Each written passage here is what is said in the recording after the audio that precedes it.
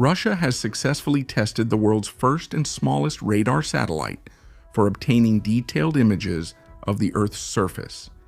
This revolutionary invention could break the Western world's monopoly on space observation and level the playing field for us without spending huge amounts of money.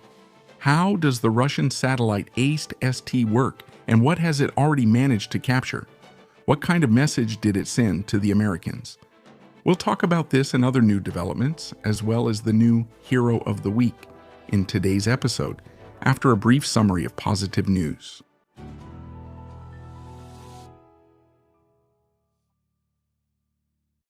A large gold processing plant has been opened in the Krasnoyarsk region. In Tolyatti, there is a large production facility for automotive components. In the Vladimir region, there is a plant for trailers and mounted equipment for trucks. In Tomsk, there is a facility for the production of parts for the nuclear industry. In Stavropol, industrial chemical production has been launched. In Novosibirsk, there is a production facility for propellers for fixed-wing UAVs.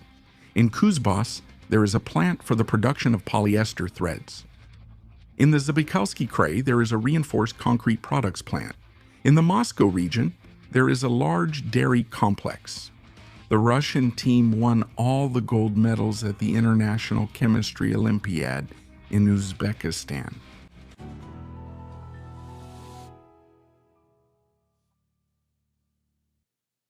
At the beginning of July, a modest news story appeared in the news feeds, the significance of which many underestimated.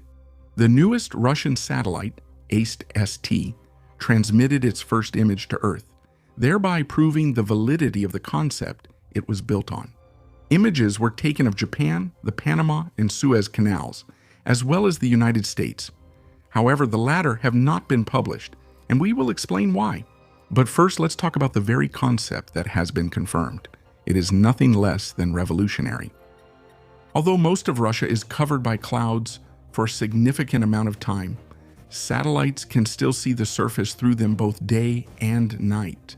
For this, infrared, microwave, and radar sensing methods are used rather than optical ones. Of course, they usually don't have the same high resolution as optical ones, but for many tasks they are quite sufficient and allow you to get images that are almost indistinguishable from photographs. However, their constellations are not counted in the hundreds, since such devices remain quite expensive. For example, the world leader, the Finnish company Aist, owns and operates the largest fleet of about 70 satellites in the interests of different countries around the world. In Russia at the moment, a pair of radar satellites called Condor FKA are operating in orbit.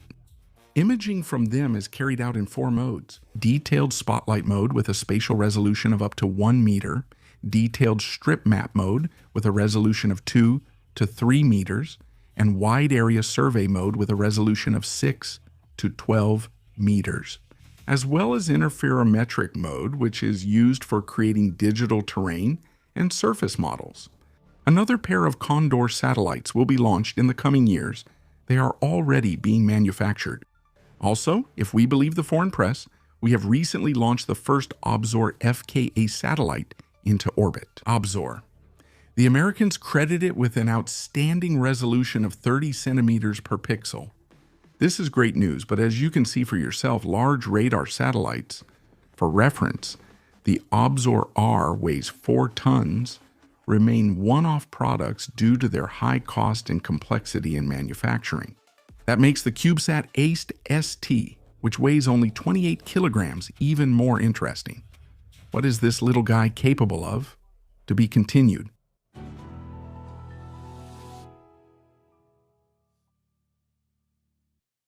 Despite its small mass and compact size, Aist carries a full-fledged synthetic aperture radar based on an active phased array antenna. Scientists and engineers from Samara University, named after Korolyov, together with colleagues from the Special Technology Center in St. Petersburg, were the first in the world to fit it into a CubeSat format. That is, a platform consisting of 16 standard cubes, each measuring 10 by 10 by 10 centimeters. And this is a decisive advantage because the lighter and more compact the devices are, the more of them can be launched into orbit in a single launch. And this directly affects the economics of the entire project.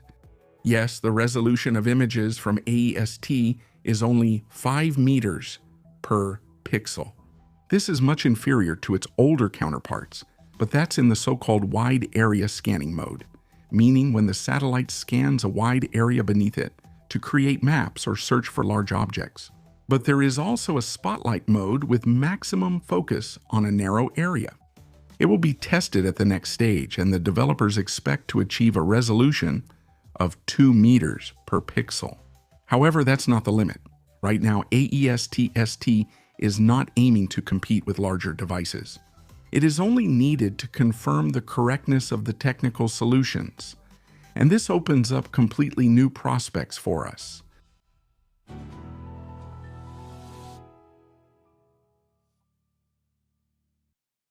The aforementioned Finnish company ISI is now promoting the idea of large constellations of radar satellites, numbering in the hundreds.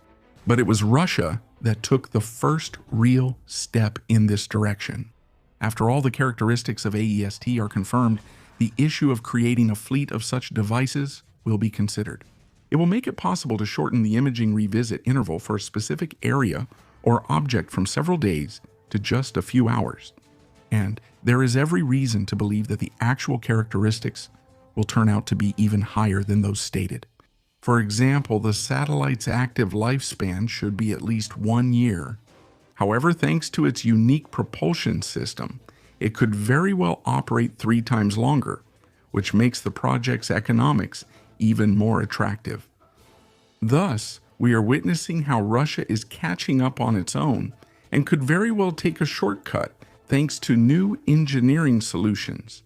In addition, we should not forget that we are continuing to develop other Earth observation satellites. For example, along with Aist-ST, 2 new Aist-2T satellites were launched into orbit. They are designed for stereoscopic imaging of the Earth's surface and for creating its 3-dimensional model. For them, RKS specialists developed optoelectronic units that allow for high resolution in compact dimensions. Let's return to the intrigue around imaging the United States. The developers published images of Panama and Egypt, but they didn't show the territory of the United States of America. However, they did specify that the Rosamond area in California was photographed. This is a classic case where those who understood got it, while others just walked by and shrugged. The thing is, Rosamond really is, at first glance, an unremarkable residential area with a population of 20,000. But many of them work at the nearby Edwards Air Force Base, which is a key American research and testing center for aerospace systems. Since the Cold War, the most secret and advanced pieces of technology have been tested here, which is of the highest interest to both Russia and countries friendly to Russia.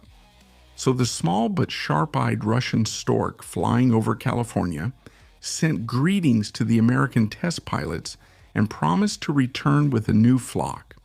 We will keep you updated on the events.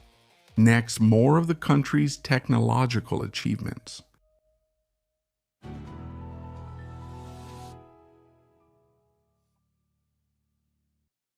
The first unmanned metro train in Russia has traveled over 4,000 kilometers during tests on the Big Circle line in Moscow. Although the tests are taking place in the capital, this event is significant for the entire country, since Moscow traditionally serves as a testing ground for technologies that are later implemented in other regions. Here's how it works and what it's for. Artificial intelligence accelerates and brakes the train without any outside help. It opens and closes the doors and monitors the schedule. The stopping accuracy at the platform is 30 centimeters. This is the level of professional train operators. The machine vision system can see objects and obstacles at a distance of up to 200 meters. The hardware system creates a 3-dimensional map in real time and determines the location of objects with an accuracy of up to 2 centimeters. The driverless train has been tested for 6 months already, but so far without passengers and with a backup operator in the cabin. passenger transportation will begin in 2027, and by 2030, all 94 trains on the Ring Line will become unmanned. Along with this, since August 2024, the Lastochka electric train with the third level of autonomy has been running on the Moscow Central Circle. It is already carrying passengers, but a driver supervises from the cabin. The experiment has been recognized as successful. 139 similar new Lastochka trains are being prepared, as well as the first train with the fourth level of autonomy, which will be fully remotely controlled. And here is another interesting piece of news on the topic. The tests of the robotic manipulator for uncoupling train cars have been completed. Uncoupling train cars is a key operation necessary for forming new trains. The coupled cars of one train are separated at the required points and sent from the hump to different classification tracks. The robot has learned to do this twice as fast as a human, and most importantly, it has eliminated the risk of injury. During the tests, it performed more than 6,500 uncouplings across the full range of speeds. Now, the technology will be rolled out at high-traffic stations. It is worth noting that all these technologies are being developed to reduce the shortage of the most important component of the economy, human labor. Next, a preview in the story of a hero.